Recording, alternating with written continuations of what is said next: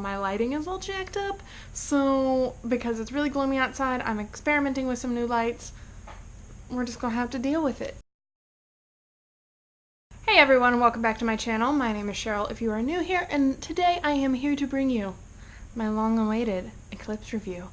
I don't know if it's been awaited. I've been waiting to do this. But anyway, if you are new to my channel, you may not know this, but I have been rereading the Twilight series. I started it last year with, obviously, Twilight. I read Twilight and New Moon, and I have long discussion, ranty videos about those two books. I'll leave linked down below. Now I'm on the third one. I have finished it. It was a ride, not in a good way, and I am here to discuss it with you. I don't have a nice copy to hold up. I bought it cheaply at Goodwill. It didn't even come with a dust jacket, so I'm just gonna set that right there. Now, I will say first off that, not as a disclaimer per se, but just, if you like the Twilight series, more power to you. This is not me telling you can't like the Twilight series or that you are a bad person for liking it. This is me simply rereading the books for, a combination of nostalgia versus, are they really as bad as I remember them being?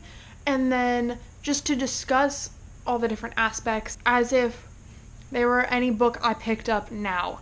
Of course, we all know the Twilight books are not very well written, so these videos tend to be ranty and ravey and I get angry. So if that is not your thing, I 100% understand, and I will see you all in my next video. But for those of you who are sticking around to see me get angry, let's just get into this shit. Alright, so Eclipse. This is the third book in the Twilight series, like I've said already, and it was a trash bag of a book. This was by far my least favorite in the series. By far, which is saying something because I've given every book in the series 1 star so far. So let's just recap, shall we?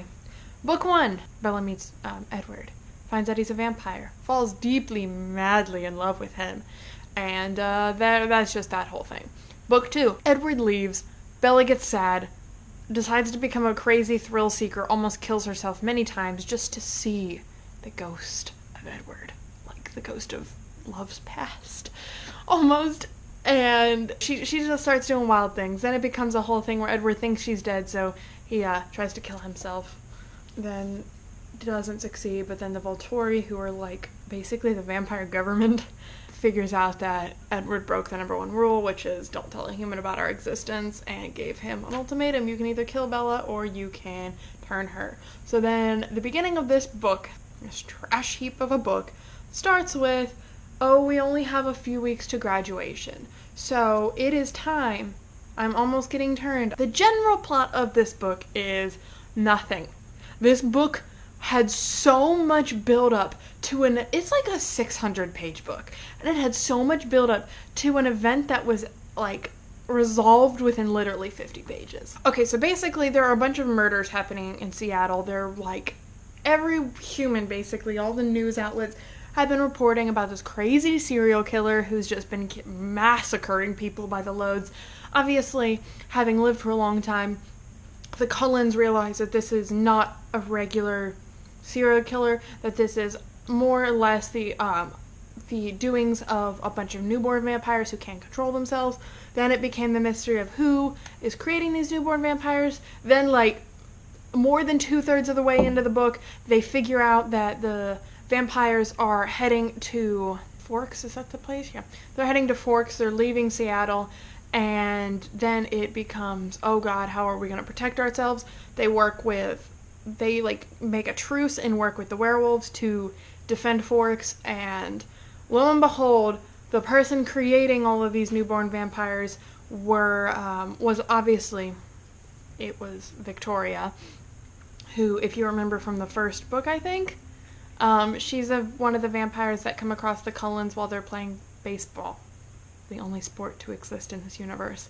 And James, her lover, gets killed, and she has had a vendetta against Bella and the Cullens since then, so she was creating a bunch of newborn vampires to wipe out the Cullens, and just, yeah, it was a vendetta, and the big fight happened.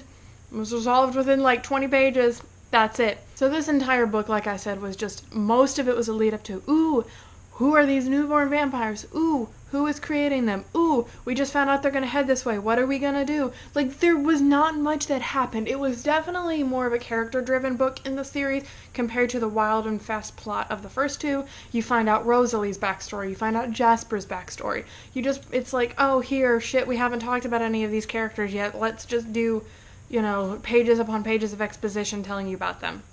Or they're just gonna happen to sit they literally, both of them just happen to sit Bella down at different points and like, it is time for me to tell you my story. It was very unnatural in the way it happened. So yeah, boring plot. And then, as with the other books, I tabbed up as I read. This one had a little less tabs because I don't know if I was more critical, less critical, or what, but it was bad writing, as with the first two. Thankfully, it was better writing than the second one. Not by much, but the second one had that one line, Arrow laughed. Ha ha ha, he chuckled. Like, what? That is the worst line I've ever seen written. And thankfully there wasn't anything quite as horrible in this book, but the writing was just stilted and weird at times, as a lot of her writing is. Scenes hop really wildly from one to the next without much transition, and it just was really problematic. That's the moral of this one, is like, they're all problematic. Edward and Bella's relationship is extremely unhealthy from the beginning, where, like, in the first book, he just breaks into her room and sneaks in and just watches her sleep. Like, that was the foundation of their relationship. And then, her, like, trying to kill herself, but not kill herself multiple times just to hear his voice. There's always been problematic things in this series, but Stephenie Meyer took it to a new height in this book. So, just start with the basics. There was a lot of girl hate in this book. Literally in the beginning, there was a passage where Bella was talking about her friends, like her high school friends, her human friends. I don't remember their names, but she literally said it's an us versus them.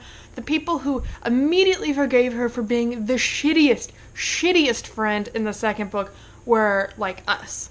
But everyone else who was like, hey, no, you were kind of awful to us, you weren't a good friend, immediately got categorized in the them and were vehemently hated, and Bella was, like, just rude to them for no reason. There's always been girl hate in the series where Bella is not like other girls, and other girls who like to shop, who like to do more traditionally feminine things, were always villainized. And it just, before Edward's return, my school friends had polarized into two groups. I'd like to think of those groups as good versus evil. Us and them worked too. The good guys were Angela, her steady boyfriend Ben, and Mike Newton. They all had very generously forgiven me for going crazy when Edward left. Lauren Mallory was the evil core of the them side, and almost everyone else, including my first friend in Forks, Jessica Stanley, seemed to go along with her anti-Bella agenda. Like, literally, she even said in that passage that it was extremely generous for the other people to forgive her. She can't seem to understand why some of the other people wouldn't forgive her for literally being a shitty friend. To be fair, like, her human friends are only relevant for the first maybe third of the book, and then after graduation, she doesn't even think of them at any point. Like, she thinks of them at one point, like, they get mentioned one more time, but she just drops them like they were just worthless to begin with, So the girl hate was a big thing. Oh, another big one. This one just doesn't make sense to me. And that is, Edward is like, okay, I will turn you into a vampire, but you must marry me. And she's like, no, why would I marry you? She has this whole thing against marriage, even though the reason she wants to be turned into a vampire is so that she could be with him forever. But it finally, like, when this first was mentioned the first few times and she was just like, nope, I am just against this idea, I was like, why?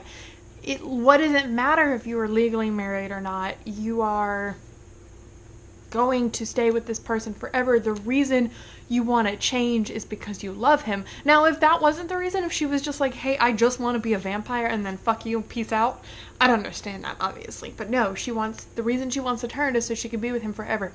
But then the reason finally came out as to why she didn't want to marry him. And that is because I was just reading some passages and going back to the girl hate thing. Literally every single other female character she comes across, she nitpicks. She picks them apart. She picks apart one of her human friend's mother because she says that she just doesn't look like she belongs in a sporting goods store despite owning the store because she had painted fingernails. One of Jacob's friends she comes across with, she thinks she's a little too plain with a very wide nose. And like every single female character she comes across, she picks apart. But getting back to what I was going to say, she decides that the reason she doesn't want to marry Edward is because I'm not that girl, Edward. I'm the one who gets married right out of high school like some small town hick who got knocked up by her boyfriend. Do you know what people would think? Do you realize what century this is? People just don't get married at 18. Not smart people, not responsible people, mature people. I wasn't going to be that girl. That's not who I am. So basically, not only is she berating people who get married at a young age, but she also is like, I'm willing to give myself like eternal damnation by turning into a vampire, but I am not willing to get married because what will people think of me? They'll think I'm a hick. They'll think that I'm like immature. But she's literally willing to throw her life away and stay at that age forever, which is contradictory because if she's at that age forever, then she's perpetually too young to get married in her eyes, I guess. It just, when I saw that, I was like, are you fucking kidding me? This is like the 21st century people, like Stephanie Meyer's, like, people get married at a young age, people can wait to get married. It is 100% a personal choice. And to call someone who gets married at a young age a small town hick is, like, extremely offensive. Like, it just, regardless of if young marriages last or not, calling someone that is extremely offensive. It like I said, it also doesn't make sense because she's willing to commit to something way worse than marriage, because you can get a divorce. You can absolve a marriage. You can't absolve being a vampire. Her inconsistencies with shit like that, problematic behavior towards other women specifically, and her inability to think of anyone but herself. She is so selfish in this book, and she even like notes that in many passages, I'm being so selfish, but doesn't do anything to correct it. And every time she tells Edward she's being selfish, he's like, no, you're not. And I'm like, yes, she is. She recognizes it, but doesn't do anything to change it or change her behavior. It's bad. It just is. She doesn't have any character growth or development in that regards. It's just frustrating. And now let's get to the thing everyone has been waiting for, my ripping apart of both Edward and Jacob. First and foremost, Edward's like creepy, obsessive, controlling behaviors like skyrocket in this book. I don't know if they are in response to Jacob being a thing and existing and him feeling like jealous of it or what, but if he has to go hunting so he disappears for a couple days, he literally more or less forces Alice to kidnap Bella and keep her hostage, as she put it, in the Cullens' house while Edward was gone so that she couldn't get up to anything or get up to any shenanigans, and bribed Alice with a new fancy Porsche to do this. He is constantly by her side. If he is not by her side, he forces her to be with someone else in the Cullen family to protect her and watch her. And she even points it out like, hey, I'm not under house arrest, you can't do this. And he's like, yes, I can. She's like, all right, you can. Like, what? It's creepy, and like I said, he gets extremely jealous and extremely like controlling, and he belittles Bella because he's like, well, I am always afraid for you, you're a human, you're fragile, you're breakable, whatever, so you obviously can't take care of yourself and you need me to take care of you. And it's just a very problematic way of thinking, and it's creepy, obsessive behaviors that just were, why do people like romanticize this relationship? If my husband had to go on like a business trip, but then was like, you have to stay at my parents' house for these 2 days, you are not allowed to leave unless under the supervision of someone else, I'd be like, bitch, what you talking about? Like, that's not how this works. That's not how a normal, healthy relationship works. And the thing is, this stuff has been established over 3 books, these controlling, creepy behaviors, so her becoming a vampire isn't going to change that. That's just the way he is and the way he is about relationships. And so it's not good, not healthy, but doesn't even hold a candle to Jacob. I don't understand why he was considered a viable like love interest to people after this book, because first off, Jacob's just kind of a jackass for most of this book. He's like become a werewolf, and he didn't want to speak with Bella for a long time because she was friends with those bloodsuckers, as he put it, and those leeches, and just any other like negative term he could think of for a vampire. And because of this, he didn't want anything to do with Bella. And she finally pushed and pushed and pushed until he was like, okay, I guess we can try to be friends. But friendship is never good enough for Jacob. He's like, I love you, and so I'm just gonna constantly pursue you throughout this entire novel. Even though she said multiple times she was not interested, he's like, that's nice, I'm still gonna pursue you because I love you and I know you love me even if you don't know it. Which is, step the fuck off. Like, first off, just every scene with Jacob made my blood boil because first off, like with the second book, at least for the beginning of this book, Bella kept giving really mixed signals. The second book, Bella would be like, I have no interest in you, let me hold your hand and cuddle with you on a couch and like confide in you and do things people in a relationship do. That's a problem because even if you aren't physically cheating, there is a such thing as emotional cheating, and Bella in a lot of ways did that. She was exhibiting a lot of those behaviors at the end of the second book and the beginning of this one, where there's a scene where they're talking. They finally like got together after the first time in a while, and they're talking and walking on the beach. And Jacob grabs her hand to hold it, and she just holds it because it's easier to do that than to tell him no. And she's like, well, that's okay. And then she refers to him as my Jacob for most of the book. There's a difference between Jacob and my Jacob, the one who I remember being, because, you know, people aren't allowed to grow and change. The new Jacob is just so jackassy, which to be fair, he is, but like, just... She gave him really mixed signals. And then after a certain point, sorry, my cat is like, he has this like inflatable cube and he's sitting inside of it, making the cube roll around the room, playing with it, and it is the cutest shit I've ever seen. Okay, so then she eventually is like, hey, when Jacob starts pressing a little more and is like trying to get a little more up in her personal business, she's like, okay, back off. I'm not interested. And he's like, okay. And then at one point in the book, he calls her at home, and she takes a message, or Charlie takes a message. She gets back to him and is like, hey, can you meet up with me? So she meets up with him in La Push, and Jacob is like, I'm just gonna say it, I love you. And Bella's like, oh, that's awkward because I don't feel the same, you're like a brother to me. And he's like, no, you love me, and then kisses her. And the power imbalance here, because Jacob is a werewolf, an extremely strong werewolf. Bella is just a human by this point still, and literally nothing she could have done would have stopped him. I was raging when I read this in bed the other night. Like, literally, my husband looked over at me and was like, you okay? And I was like, I'm about to throw this book. So, like, just here's some passages from that scene. Jacob, I stared into his dark eyes, trying to make him take me seriously. I love him, Jacob. He's my whole life. Talking about Edward, obviously.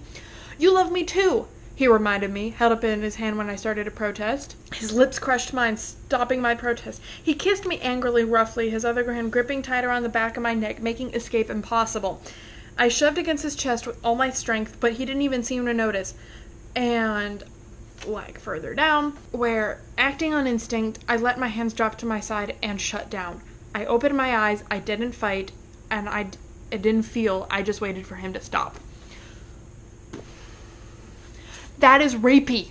Like, you have pushed the bar of creepy to the top level. If he had wanted to, and if Stephenie Meyer did not want him to be, like, a love interest anymore, or a candidate for the people to love, he could have raped her, and there would have been literally nothing she could have done about it. After he kisses her, she punches him in the mouth, which is, like, the only character development she ever had in this book, standing up for herself finally. Obviously, it does absolutely nothing, because he's a werewolf and super strong, and she breaks her damn hand punching him in the mouth. And then she gets really upset and really angry. He tries to, like, he doesn't even apologize. She's like, I can't believe you did that, you're so inconsiderate, like, fuck you, basically. And he's like, well, you know, you liked it. And she's like, no, I'm going home. He's like, let me drive you. She's like, I'd rather walk. It just becomes this whole thing that he eventually takes her back to Charlie's house. And when Charlie, her dad, figures out that what happened, he congratulates Jacob and tells him, good job, kid, because he doesn't like Edward, and that's a good reason to condone sexual assault. What I knew was going to happen, and what pissed me off the most, is the fact that this just gets brushed under the rug. It happens again, and both times she's mad at him for a little bit, but then it's like, well, it's just Jacob. He does love me, so that's okay. Sexual assault is never okay, regardless of who it comes from. Like, even if you are married to the person, if you do not explicitly give your consent, it is sexual assault. And it should never be okay. And how Jacob is considered a love interest at all after this, I do not understand, because why? I started to hate Jacob so strongly. I'm not even, like, pro-Edward. I fucking hate both of them. But Jacob, the fact that he assaults her, and, like, in their big, like, right before the big fight, she is, she's camping overnight to, like, confuse the trails, like, and scents and things like that. And so she's camping overnight, and of course both of them were there. And Edward leaves so she can talk to Jacob and tell him about getting married, because she finally agreed to that, and Jacob kisses her again.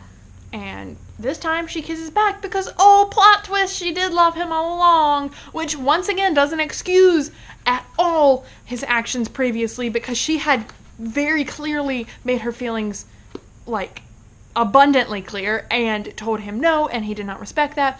Of course, later on, Charlie redacts his statement and says, hey, you should learn how to, like, make sure that people keep their hands with themselves with words, not having to use violence. She didn't have a choice because, you know, Jacob is a strong werewolf. She couldn't have done anything, and it was creepy, it was uncomfortable, and just, I fucking hate him, and I fucking hate this book. If I could have given this book less than 1 star, I would have, for that scene and the fact that I'd excused it. If Stephenie Meyer had used this as an opportunity to talk about sexual assault, if she had used this as an opportunity to, I guess, vilify Jacob's character and make everyone realize that he's just the quintessential nice guy who is like, I love you, so you are obligated to love me back, then I could understand. Not excuse his actions or like him for it, but if Jacob was, like, a non-contender, basically, after this because of assaulting Bella and because of doing all of this, then I would 100% understand. That is not the case. His actions are brushed off, excused. Bella still likes him and still deals with him after, and it is the cringiest, creepiest thing. I fucking hate Jacob. I hate the nice guy, like, IRL and in books. I mentioned this in my previous review, and that is, I know what happens in the last book. I remember major plot points. I didn't remember anything about Eclipse going into it, and that is because it is the most boring of the books. It's a very non-essential plot. And so I didn't remember, like, anything going into this book, and I remembered events of the last book, but I tried for my entire reread up until this point to not include what I remembered about the last book into my review. For example, when for some fucking reason Stephenie Meyer makes Jacob imprint on Bella's unborn baby with Edward. There's so many levels to creepy with that. Then I was like, I tried to not let that future event impact my review and impact my review of Jacob as a character. It's not an issue now because he's just so fucking awful. And also, everyone talks about the imprinting on Renesmee the baby because obviously it is the creepiest thing. But one of his packmates, and this is never talked about, never brought up, one of his packmates imprints on a 2-year-old in this book. And Bella's like, this is a little weird. And Jacob's like, nah, you don't understand. It's werewolf culture. Imprinting is not inherently sexual. I say that, but it is a case of, like, fate or destiny makes those two people bonded with one another.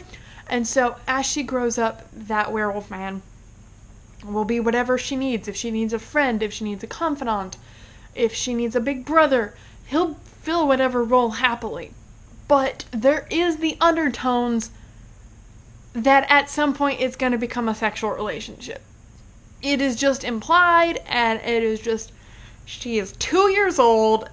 And so why is that one not talked about as much? I get Renesmee is spilled coffee in my book. I'm not even mad about it, because fuck this book. But, I mean, I get Renesmee is a lot creepier, because first off, it's an unborn child, but also, like, or does he imprint when the baby's born? I don't remember. But first off, it's a baby, not a 2-year-old. And also, it's specifically Bella and Edwards. It's weird. So those are my long-winded thoughts about Eclipse. I don't know when I'm gonna get to Breaking Dawn, because it was a fucking trial to read this book. And I know in the next book, the pregnancy happens. I know she gets married and gets changed to a vampire, and there's probably big thing with the Volturi, and just more bad writing and creepy pedophilic behavior. And I just don't know when I'm gonna get to it. I'm sure I left things out of this review. It was like a 600-page book. I didn't talk about everything, but I tabbed a lot of things. Orange tabs, which I'm not 100% sure if you can see. The orange tabs are problematic things, so yeah. Anyway, thank you guys for sticking through this review. I'm honestly surprised if you're still here to the end. I'm intending to read Breaking Dawn by the end of this year. So you'll get the last one, so I can just be done with that series and just out of my life. But I just don't know when I'm going to get to it. So I will see all of you in my next video. Bye!